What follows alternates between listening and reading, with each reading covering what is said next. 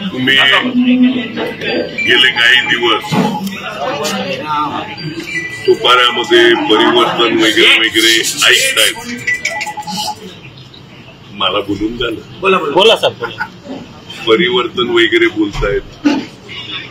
खरं तर तावडे साहेब हा तुमच्या भाजपच्या नेत्यांचा अपमान हे करतायत. आमचं प्रतिनिधित्व वसई तालुक्याचं 2009 पर्यंत माननीय विष्णूजी सावरा जे कॅबिनेट मंत्री आणि पालकमंत्री होते. म्हणजे सुपारा प्लॅटफॉर्म असेल, एसटी डेपो वेस्टचा असेल, हा वाडा मतदारसंघात होता आणि त्याचं प्रतिनिधित्व सावरा साहेब, खासदार वनगा साहेब करत होते.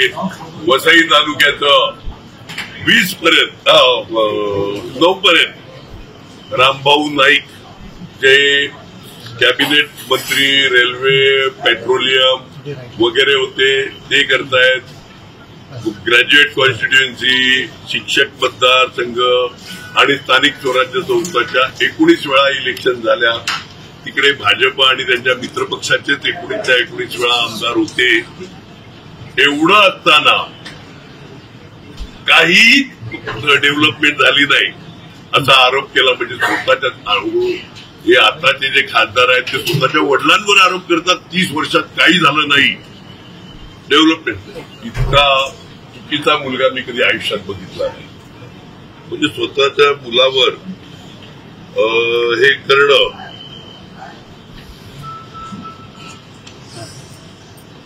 चुकीचं आहे. आणि माझ्यावर आरोप करणारे कोण? ज्यांचा पुतण्या, मुलगा, भाचा हे सगळे कॉन्ट्रॅक्टर आहेत. खड्डे बुंजवण्यापासून साफसफाईचं कॉन्ट्रॅक्ट आणि कागदोपत्री आहे. हे कागदोपत्री आहे. खड्डेचा उल्लेख सगळ्यात करायचा. माझ्याकडे नावं आहेत, ती नावं देतो मी सगळे. त्यांच्या नावावर निघालेले बिलं आहेत, सब कॉन्ट्रॅक्ट घेतलेली आहेत, हे सगळं आहेत. आणि ती मंडळी माझ्यावर आरोप करते. धन्य आहेत. मग यांनी एकदा हे पण सांगून टाकायचं काय यांनी घेतलेल्या कॉन्ट्रॅक्ट मधले काय पोचवलं माझ्याकडे, तेवढं पण एकदा स्पष्टपणे येऊन द्या. लक्षात आलं का?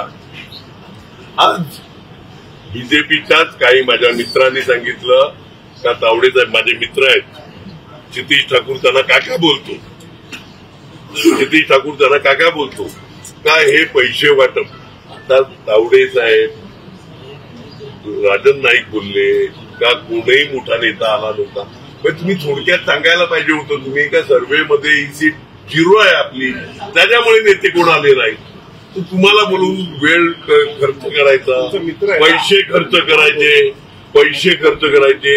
आज तुम्ही सांगतात त्या बॅगा वगैरे दाखवायच्या नाही, डायऱ्या, सगळे डायऱ्यामध्ये 300 के 400 के म्हणजे 1000.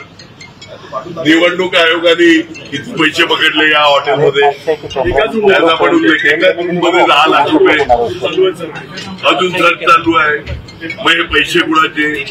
आता एवढं तर सांगू नका का ते पण हितेंद्र ठाकूरचे होते पैसे. असं असेल तर ते मी घेऊन जातो, मला उपयोगी पडतील कुठे काम धंदा करता.